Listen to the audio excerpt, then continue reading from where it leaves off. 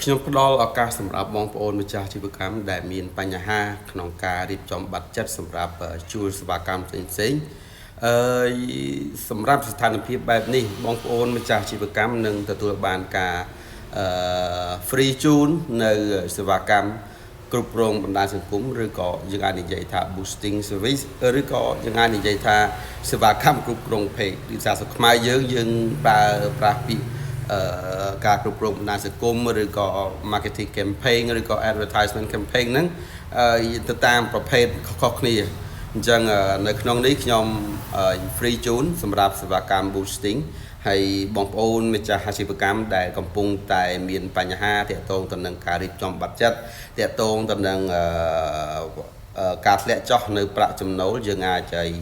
ធ្វើការជាមួយគ្នាបានហើយខ្ញុំនឹងប្រើប្រាស់ពេលវេលានៃបបិសោតជាង20ឆ្នាំលើវិស័យនេះដើម្បីចូលរួមជាមួយបងប្អូនម្ចាស់អាជីវកម្មហើយมันមានអីច្រើនទេនៅក្នុងវីដេអូនេះ